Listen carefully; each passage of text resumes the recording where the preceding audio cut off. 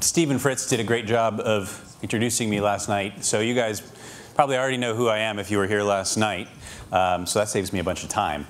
This is a map of all the places that I've danced. And I know what you're all thinking. You're looking at this, and you're thinking, Matt, what have you got against Chad? You've danced all over the world, and you haven't gotten within 1,000 miles of poor old Chad. The purpose of my work is not to hurt Chad's feelings, although it does crack me up that there's a country called Chad, and it's in the last place in the world where you'd expect to find a Chad. So this is Hanoi, Vietnam in 2003. This is the first time I ever did a dance. At the time, this was not a big idea. I wouldn't even call it an offhand suggestion. I was with a friend, we were taking pictures, and he said, why don't you go stand over there on the curb and do your stupid dance, and I'll film it. All right. So the guy in this image right here, I assure you, does not realize the course of his entire life is being profoundly altered by this moment. But it was. I just bought a little digital camera. In 2003, suddenly you can get these cheap little digital cameras that had a video function on them. How many of you guys right now have something in your pocket that will shoot video? Right. 2003, you didn't. But I had this thing, and I could shoot video really easily. So I got to be the first guy who did a bad dance in an exotic place. There's this thing, Steve and Fritz talked about the Matthew effect last night, and it's in, a lot of you probably read Malcolm Gladwell's book Outliers. He talks about the Matthew effect. The first person to do something has a natural advantage over everybody else. So, for example, Bill Gates is one of the first people in the world to have unlimited access to a programmable computer. Steve Jobs, in a way, was as well. I got to be the first guy in the world to do a bad dance in an exotic place, which at the time did not seem like as much of a gold mine. But it did give me these natural advantages, and it didn't change my life immediately. I made this in 2003. Everywhere I went on this backpacking trip around the world, I'd quit my job to go traveling. I'd do this little dance, and then I put it together in video, put it up on my website. 2 years later, 2005, I found it on this site called YouTube that I just started. And when I found it, 635,000 people had watched it, which at the time was a lot. And it had been uploaded by somebody who claiming to be me, who had created a PayPal account in my name and was asking people to donate money so that they could keep on traveling. I tracked the guy down. He was a 16-year-old kid, a young entrepreneur, and I wrote to him, and he wrote back to me, and he said, I have collected $235 in donations so far. I would be willing to cut you in on 5% of it. Young entrepreneur. These are the minds we're trying to cultivate.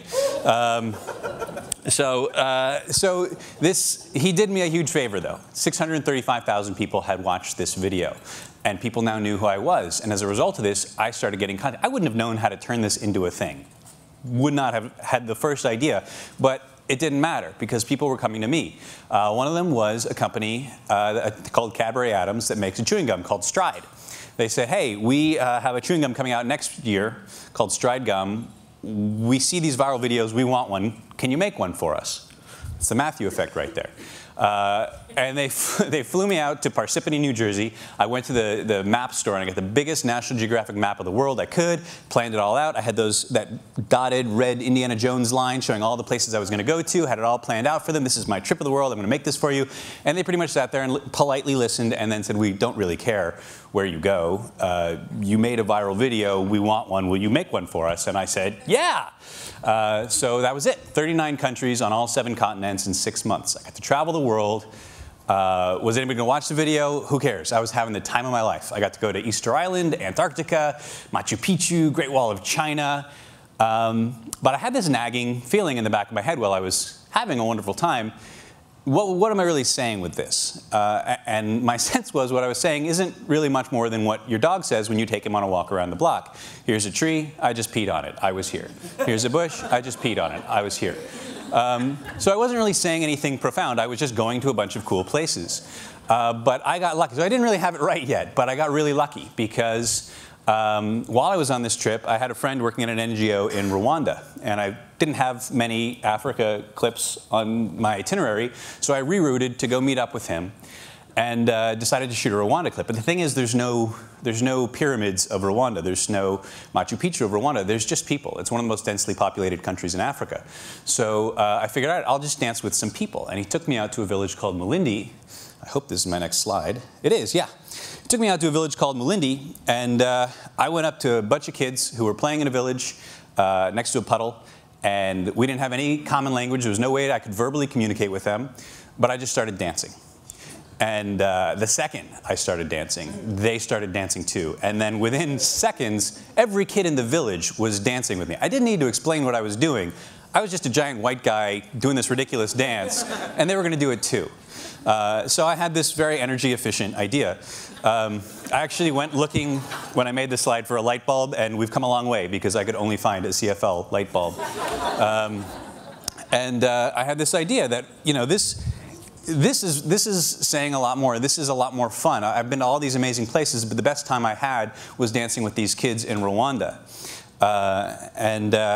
Me dancing by myself, territorial pissing all over the world, not very interesting, but I'd stumbled into this way of showing how we're all the same in this really profound way. So I got to go back to Stride. The video did well. I put that video of me dancing in front of all the landmarks up in 2006. 10 million people watched it, because 10 million people would watch anything in 2006. There was no Hulu, there was no Netflix. There was just these goofy internet videos, and people actually watched them. It's a lot harder now.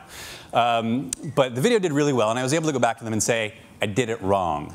You need to send me around the world again, and this time I'm going to get people to dance with me. And they said, okay, because the last one worked out pretty well. So that's what led to the 2008 video. Oh, right.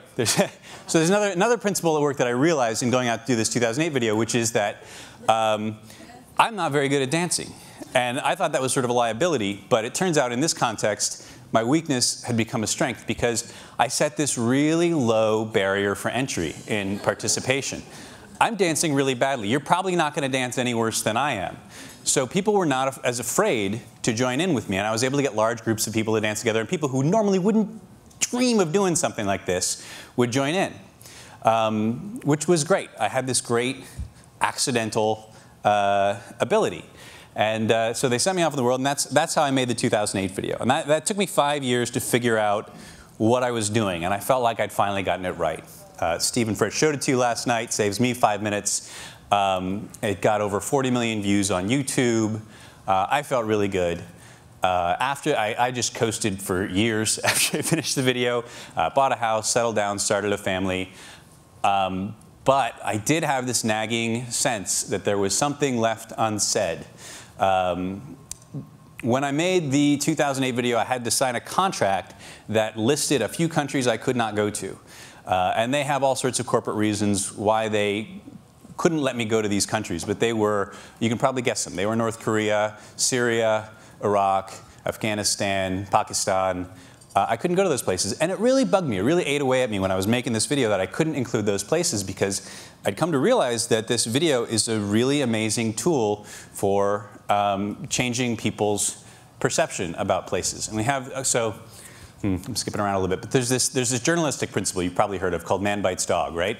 If dog bites man, it's not a story. If a man bites a dog, that's news. We respond emotionally to explosions. We do not respond rationally to data. But the reality that I found in traveling around the world is that the world is safer and more open than it's ever been. At the same time that every time you pick up a newspaper, every time you turn on the TV, you get this sense of danger and fear and hatred and violence. But that's not what I've seen. We're just hearing about man bites dog. And we're not sending people out into the world with this sense that you could go to the other side of the planet, and wherever you end up, people are going to welcome you there, and they'll be friendly. What would kids be like if we sent them out into the world armed with that knowledge instead of with fear? So I wanted to make another video with this kind of high-minded idea. And so I decided to start making it without a sponsor and without anybody to tell me I couldn't go to North Korea or Afghanistan. And I did start looking for a sponsor midway into it because I got to figure out a way to pay for all this travel. And the things had changed a lot. I wasn't able to find a sponsor, and I actually failed to find anybody to pay for this video. So I ended up making the whole thing with the money I earned from the 2008 video.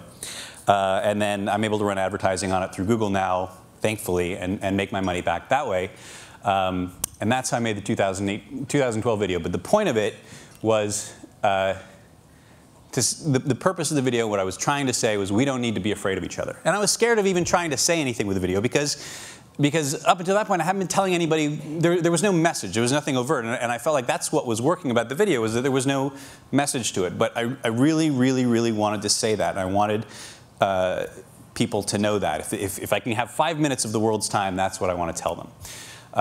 So fear became the focus of the video for me, and not just fear of places and people who are going to be unfriendly to us, but also of doing things that we're afraid to do. And ironically, I'm terrified of dancing, and I'd actually kind of coasted by making all these videos by doing this one little dance. And it kind of bothered me because the 2008 video that you watched last night, it sort of sends the wrong message about travel. The point of travel is not to go to all these different places and do the same thing everywhere you go. The point is to let the people and places change you and to be open.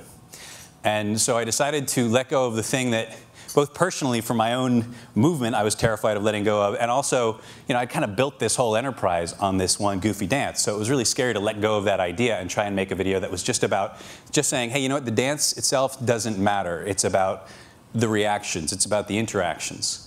And so that's how the 2012 video came about. And honestly, I can't even remember what the next slide is. Let's see what we got.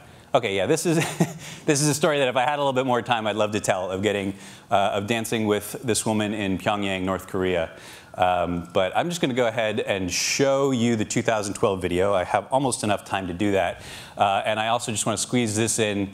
A lot of you may be thinking, if you want to dance with me, go ahead, come on up and ask me after I'm done, anywhere, anytime, as long as I'm not sitting on a toilet or eating food. If you want to record a dance with me or anything like that, please go ahead. And with that done, here's the 2012 video that I just finished this year, obviously.